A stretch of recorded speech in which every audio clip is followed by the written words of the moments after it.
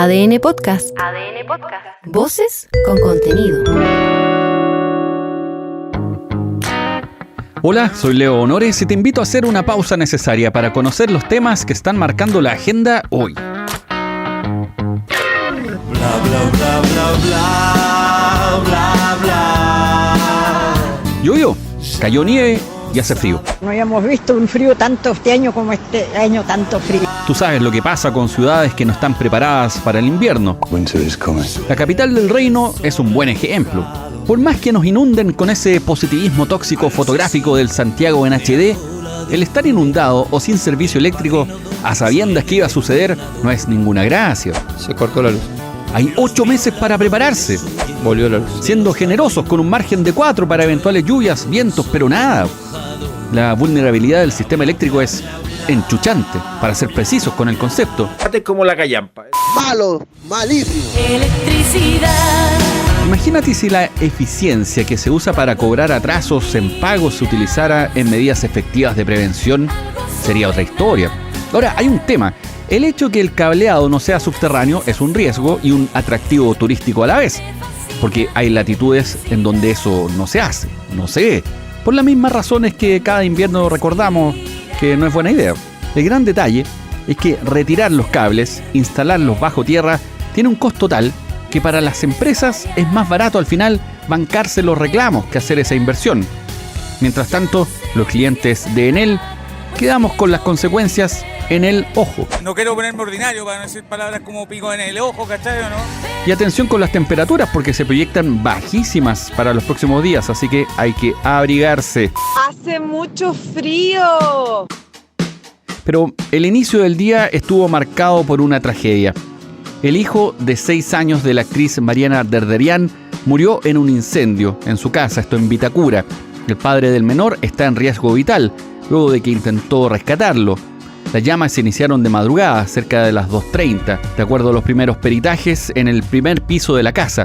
Este es el comandante Marco Fuentes, de la Prefectura Andes Metropolitana de Carabineros. En horas de la madrugada hemos de lamentar el sensible fallecimiento de un menor de 6 años. La madre con uno de los hijos logra evacuar el inmueble, pero lamentablemente el hijo de 6 años fallece al interior producto de la acción de la llave. Sería hijo de la actriz nacional. Y ella es conducida junto a la menor, ¿cierto?, a la clínica alemana, donde se le brinda las atenciones médicas iniciales y en estos momentos está en observación y le están haciendo todos los tratamientos producto del sensible hecho que tuvo que padecer.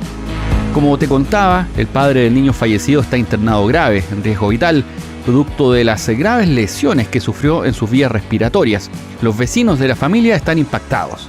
Estamos todos muy impactados con la noticia. Nos tocó un poco manguerear la casa al lado, aquí la de mi vecino. Yo estoy a 2 casas. Bueno, la verdad que siempre es una cosa terrible. Esto no debería ocurrir. Un bebé de ese tamaño, imposible, ¿no? Una pena, una tragedia. Una señora llena de vida, alegre, buena persona. Un niño va al colegio aquí, todos los días lo estamos viendo aquí. Es que se cortó sectorizadamente, volvió también sectorizadamente. Yo iba manejando, por eso es que mientras iba manejando vi cómo se iba cortando la luz a medida que yo iba avanzando por algunos sectores.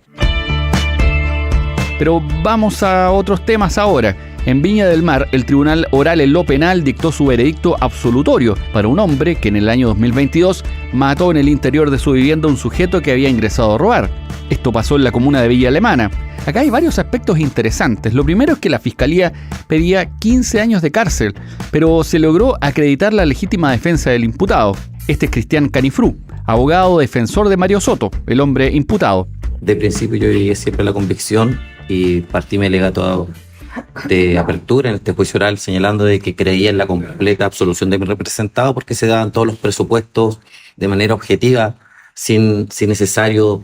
No era necesario interpretar, asimilar, sino que eran presupuestos objetivos. O sea, nos encontrábamos en un contexto de madrugada en su domicilio, su familia, un arma debidamente inscrita. No era un intento de robo, no andaba merodeando el domicilio. ¿Sí?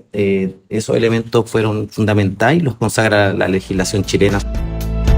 Imagínate lo que debe haber sido pasar por una situación así. Tremendo. Este es Mario Soto, después de escuchar la resolución judicial a su favor.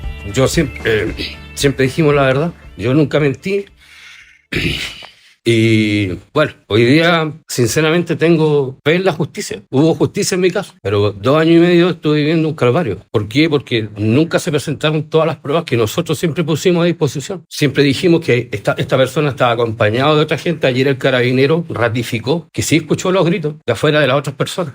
Siempre nosotros fuimos transparentes, no, siempre dimos la verdad, mostramos todas las pruebas, todo. El próximo lunes será la lectura de sentencia de parte del tribunal, pero el martirio para este vecino de Villa Alemana parece que no termina porque la familia del delincuente que murió lo amenazó y se van a solicitar entonces medidas especiales para evitar agresiones.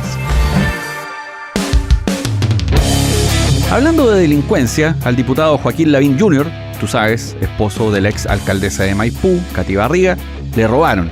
Y no el sueño, ni el corazón, sino que el computador además de la billetera. ¿Qué te crees, culiao? Que porque te roban un choclo venía a huear. Pasó que este esforzado diputado iba de regreso a su casa desde el Congreso, con la satisfacción del deber cumplido, por supuesto. Déjanos trabajar, loco. Y se detuvo para hacer unas compras en un servicentro en el sector de Placilla, tipín 7 de la tarde.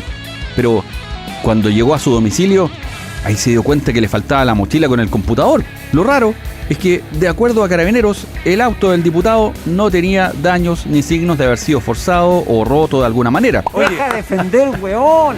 Por ahí el honorable lo dejó abierto. Avíspate, re weón. Y los amigos de lo ajeno aprovecharon la oportunidad ante este despistado parlamentario. A ver, esto es demasiado irrespetuoso. Ustedes estudian en la universidad, ¿cierto? Respeto. La fiscal que tomó el caso pidió la revisión de cámaras y empadronamiento de testigos. Algunos internautas pasados para la punta, eso sí, le ofrecieron recetarios de Avispatex. Pero como sabes, ese fármaco solo se vende con prescripción médica. No es llegar y medicarse. Lamentablemente ningún laboratorio ha inventado o creado un remedio para la soberbia todavía, pero bueno. A quienes habría que tratarlos y quizás reformarlos serían los ejecutivos acusados de presunta colusión. Farmacia vacía, no tiene remedio. En la venta de gas industrial y medicinal en plena pandemia. Esto te lo contaba en el capítulo anterior, pero si no cachaste, pasa que la Fiscalía Nacional Económica denunció a las empresas Indura y Lindegas por supuestamente haberse puesto de acuerdo para no intervenir en el negocio de unos y otros. El hecho de que esta presunta colusión se haya dado en plena pandemia aumenta la gravedad de la situación, porque habría un aprovechamiento ante una emergencia mundial. Hay que ser muy canalla además para cobrar por oxígeno cuando los pacientes lo requieren para vivir. Aún así, sincerando, tampoco sorprende mucho. Hemos visto aquí en la copia feliz del Edén casos en donde no hay clase de ética que puedan rivelar. No es ético, no es correcto. De todos modos, en ese momento el país estaba en estado de excepción de catástrofe y el Estado podría haber fijado, por ejemplo, los precios de algunos productos y o servicios, pero no se hizo ante el riesgo de que las empresas se negaran a proveerlos. Imagínate, parece irreal. Este es el ministro de Salud de la época, Jaime Mañalich. El estado de excepción constitucional permitió al ministerio fijar precios, por ejemplo, las camas de tratamiento intensivo. En el caso del oxígeno, el tema es mucho más delicado, porque nosotros, o la autoridad después que siguió a mí, no fijó precios ante la eventualidad de que el proveedor dijera simplemente no voy a fabricar más oxígeno, y eso significaba muerte. Pero aquí me parece que la lección fundamental es hacer una investigación sobre estas potenciales colusiones. Vamos a las sanciones, pues. ¿O será que esto termina como el caso de colusión del papel? ¿Te acuerdas de esas 7 lucas que nos cambiaron la vida? Sí. Bueno, en el caso del INDE, al acogerse a la delación compensada, no arriesgan una sanción o una multa penal por haber aportado la investigación, por haber soltado el cassette finalmente. Quizá pueden. No anden sapeando. Aunque sí podrían tener que pagar los costos del juicio. En el caso de Indura, se arriesga a pagar altas multas, al menos 31 millones de dólares, y si el Tribunal de Libre Competencia lo merita también, podría haber consecuencias penales. Antes de que me congele, hay otros temas súper importantes que contarte. El primero es que el comandante en jefe del ejército, Javier Iturriaga, relevó a otros 6 mandos por la fallida instrucción militar en Putre, que terminó con la muerte de Franco Vargas y la salida de otros 124 conscriptos que fueron liberados del servicio militar por todo lo que ocurrió. Es interesante constatar que el hecho de relevar del cargo no es dar de baja. Siguen en la institución, pero son reubicados. Ahí volvemos a la pregunta inicial que abrió este caso. ¿Cómo evitar que no vuelva a ocurrir? Digo, si estos mismos oficiales van a estar en otras reparticiones, podían tomar el mismo tipo de decisiones. ¿Cómo se evita? En fin, eso mientras se mantiene la investigación para establecer las responsabilidades. Los familiares de Franco Vargas llegaron hasta el Congreso para pedir que el caso pase a manos de la justicia civil. En materia económica, la inflación en abril fue de 0,5%. El IPC de este mes estuvo marcado por alzas en los alimentos y bebidas no alcohólicas, además del transporte. Las bajas, por su parte, estuvieron en vestuario y calzado. Con esto, la inflación del año llega a 4%. Esta cifra la podemos ver en la lógica de lo que no es tan malo es casi bueno, porque el rango meta del Banco Central, ideal, acuérdate, era en torno a un 3%. Eso antes de la pandemia y del estallido social. Así que, si se llegara a lograr, sería bastante bueno. Veamos. Luego de un año y medio prófugo, finalmente fue detenido en Argentina Agustín O'Ryan Soler, joven de 22 años, que había huido del país luego de conocer su condena a 7 años por delitos de violación. La Fiscalía tramitará su extradición ahora. Se comprometió el gobierno de Javier Milei también a acelerar el proceso. El Tribunal Constitucional declaró inadmisible el requerimiento del general director de Carabineros, Ricardo Yáñez, con el que se buscaba suspender su formalización. Con esto, una vez más, se mantiene el proceso y se va a concretar en octubre próximo. En materia internacional, Estados Unidos suspendió el envío de bombas a Israel como una medida para evitar nuevos ataques a zonas pobladas, específicamente en este caso en Rafah. La ONU, por su parte, advierte que una ofensiva militar en este lugar sería una calamidad política y una pesadilla humanitaria.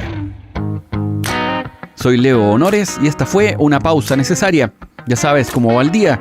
Comparte este capítulo o escucha los anteriores en adn.cl, sección podcast, en podiumpodcast.com o donde escuchas tus podcasts.